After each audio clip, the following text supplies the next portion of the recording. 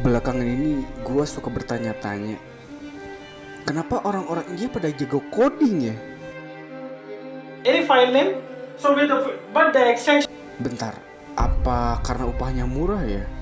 Tapi kayaknya bukan itu deh alasan utamanya. If you want to talk to a computer, you should know a language.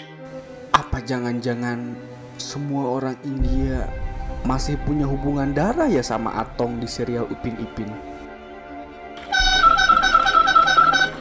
Telat kabar lama, baterai lama. Kalau lu punya pertanyaan yang sama, gua pun sama. Gua selalu bertanya-tanya, kenapa selalu orang dari India gitu yang ngasih tutornya? Kenapa gak negara lain? Ya gak masalah sih, tapi mendengar logat itu terus-menerus agak menjengkelkan. You listen to me carefully, Patel. Ya karena memang agak sulit dipahami gitu. I'm technology mad. Pronunciation-nya mungkin agak-agak wadidididau gitu. Makanya gue sekarang mau coba cari tahu kenapa India menjadi salah satu negara raksasa di bidang teknologi nih. Karena ini sangat kontradiktif sekali dengan apa yang diperlihatkan oleh media-media sosial kita mengenai India.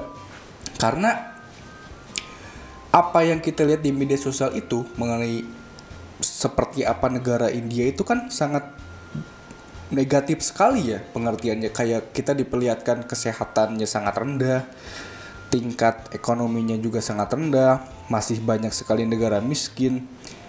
Itu yang diperlihatkan oleh media sosial kita. Tapi ini sangat bertolak belakang dengan apa yang ada di YouTube soal tutor-tutor yang sangat jago sekali. Gue akui itu karena mereka selalu bisa menyelesaikan masalah-masalah sulit dengan cara mereka sendiri. Uniknya itu. Hal yang bisa gue pelajari dari orang-orang India itu, mereka nggak textbook. Mereka selalu punya paradigma unik untuk mencari suatu masalah. Gue selalu digiring untuk melihat masalah itu dari sudut yang berbeda, ternyata bisa diselesaikan dengan cara yang berbeda.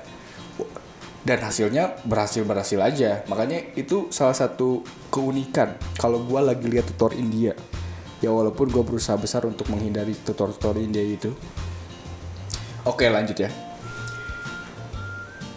Sekarang pertanyaannya gini, kenapa negara yang kita lihat sebegitu negatifnya di media sosial menjadi negara penghasil sumber daya manusia yang sangat unggul di bidang teknologi? Harus ada alasannya dong, tidak mungkin tidak ada alasannya. Yang gue baca di banyak literatur, gue gak puas sebenarnya dengan hasil gue baca di literatur itu, karena alasan-alasan yang mereka berikan tentang India ini terlalu gak ada parameternya. Mereka berbicara soal sumber daya manusia mereka yang sangat tinggi di bidang teknologi, di bidang sains. Kemudian juga hal-hal mengenai kemampuan berbahasa Inggris yang jauh lebih hebat dari negara lain. Gue gak puas dengan alasan-alasan seperti itu. Karena kalau kita berangkat dari alasan seperti itu, bukan hanya India yang punya keadaan seperti itu. Banyak negara lain yang punya kemampuan berbahasa Inggris sangat bagus di Asia ya terutama. Kemudian juga mengenai sumber daya manusia ini, ada hal yang sangat menarik bahwa gue coba mundur jauh ke belakang mengenai kenapa India bisa sangat maju di bidang ini. Gue menemukan banyak kejadian-kejadian monumental yang gua rasa ini menjadi salah satu pemicu terbesar kenapa India bisa maju di bidang teknologi. Gua coba mundur jauh ke pasca Perang Dunia Kedua.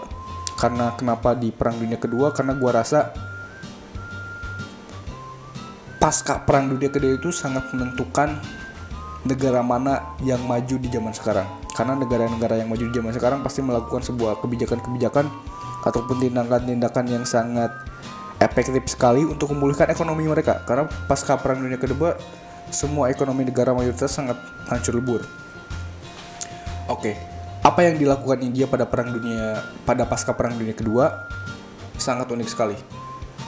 Orang-orang kaya di negara India mendirikan sebuah grup namanya TCS atau Tata Consultant Service. Jadi itu mereka kayak mencoba menerapkan grup-grup ini ya, mencoba menerapkan tahap-tahap digitalisasi di bidang produksi mereka pada tahun 90-an. pada pasca Perang Dunia Kedua lah, pada tahun 70-an berarti.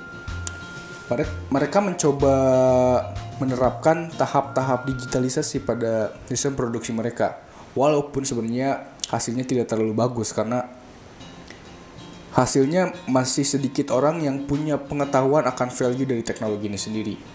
Makanya gue rasa tahap inisiasi ini berawal dari sini walaupun gak bagus, tapi ini menjadi tahap awal menjadi India yang sekarang.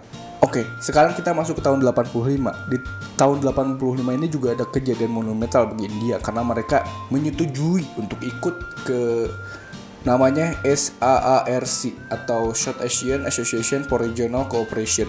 Jadi kayak kerjasama ekonomi multiregional lah di kawasan Asia Selatan.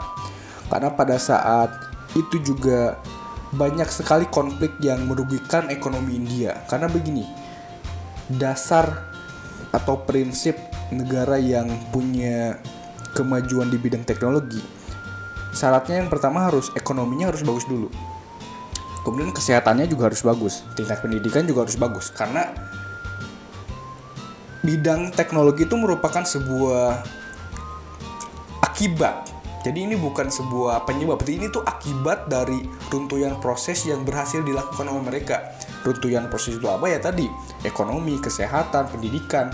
Kalau itu berjalan dengan sangat bagus dan sangat lancar, teknologi mereka pasti maju. Begitu kan? Itu logika paling dasarnya dulu. Nah, walaupun itu bertolak belakang dengan apa yang kita lihat di sosial media, memang zaman sekarang ya, tapi pada tahun 90-an itu mereka banyak sekali mengalami konflik-konflik dengan negara lain. Nah, akibat dari konflik ini apa? Mereka jadi memperburuk keadaan ekonomi di negara India ini sendiri. Karena apa? Mereka punya banyak konflik sekali dengan negara-negara luar seperti Pakistan, Irak. Karena Irak juga pada tahun itu melakukan invasi ke Kuwait ya, sehingga harga minyak ekonomi dunia menjadi naik gitu. Ini semakin memperburuk keadaan India pada saat itu. Ditambah puncaknya pada tahun 90 kepemerintahannya juga runtuh, digantikan dengan pemerintahan yang baru yang mana memang pasti butuh waktu yang agak lama untuk memulihkan ekonomi mereka. Ditambah dan diperparah juga dengan konflik domestik mereka atau konflik yang terjadi di negara mereka yang sangat banyak sekali. Yang paling krusial itu mungkin konflik antara agama Hindu dan negara Islam ya. Pada saat itu terjadi konflik seperti itu yang semakin memperburuk keadaan India ekonominya karena mungkin semakin banyak orang yang kehilangan nyawanya. Nah, sekarang gue masuk kapan negara India mulai bangkit di bidang teknologinya itu gue lihat di tahun 2006. Ternyata pada tahun 2006 mereka bergabung ke dalam sebuah organisasi internasional bernama SAPTA. Jadi di organisasi ini mereka mulai melakukan transaksi-transaksi multiregional atau internasional. Artinya produksi-produksi yang mereka lakukan dalam negeri, mereka boleh melakukan ekspor-import. Nah, dan ekspor-import ini bukan hanya barang-barang fisik yang kita lihat, tapi juga aplikasi kayak atau produk-produk lain di bidang teknologi juga itu merupakan produk-produk yang bisa mereka jual ke negara lain yang sebelumnya gak bisa mereka lakukan. Oke? Mulai tahun 2006 semuanya berubah drastis. Ekonomi India menjadi salah satu ekonomi dengan lonjakan kenaikan paling tinggi, kenaikan ekonominya. Kemudian juga sumber daya manusia mereka semakin diperbagus lagi dengan banyaknya universitas atau sekolah-sekolah tinggi di bidang teknologi. Katakanlah kayak Institut Teknologi India itu yang sangat-sangat terkenal sekali, yang menghasilkan banyak sekali sumber daya manusia yang ahli di bidang sains teknologi juga. Kemudian juga banyak sekolah-sekolah lain yang mempersiapkan kurikulum mereka untuk memasukkan pelajaran-pelajaran teknologi, sehingga yang kita lihat sekarang negara-negara India, gua rasa banyak orang sangat meremehkan sekali karena apa yang mereka lihat di sosial media. Gua rasa sangat bertolak belakang dengan apa yang terjadi di negara India pada aslinya ya. Karena kalau kita lihat kayak perusahaan-perusahaan besar juga kayak Google, Microsoft, dan masih banyak lagi ya, mereka ke Twitter lah, mereka punya CEO-nya itu orang India, men. Jadi gimana dong? Mereka mulai menaruh departemen-departemen perusahaan mereka untuk punya kantor di India dan bertugas di sana. Karena satu hal kunci lagi nih yang menjadi keberhasilan India menjadi negara raksasa di bidang teknologi. Upah atau budget yang harus disiapkan oleh perusahaan teknologi terhadap sumber daya manusia dari India itu jauh sekali lebih rendah dari budget yang harus mereka siapkan jika mereka meng-hire para sumber daya manusia dari Amerika. Bahkan gue lihat datanya bahkan bisa 10 kali lebih kecil. Gila. Jadi kalau misalkan kalau orang Amerika perlu digaji 10 juta orang India hanya perlu digaji 1 juta doang dan hasilnya sama. Hasil pekerjaannya sama gitu. Jadi ini sangat menjadi salah satu kunci juga. Tapi uniknya, walaupun gaji mereka 10 kali lebih kecil daripada orang mereka yang di bidang teknologi ini, itu tuh masih 2 kali lipat dari rata-rata pendapatan orang India pada umumnya. Jadi mereka gak protes karena memang menurut mereka ini udah uang yang besar gitu. Begitu. Itu salah satu kunci juga. Nah gitu, jadi yang gue pelajari di negara India ini ya, dari kasus ini ya, kalau salah satu negara mau berkembang teknologinya, ya mereka harus ngurusin dulu masalah-masalah dasar dari negara itu sendiri. Mereka harus mensejahterakan masyarakatnya dulu, ngasih makan masyarakatnya dulu, kasih jaminan kesehatan masyarakatnya dulu, baru bisa mereka ngomongin soal teknologi.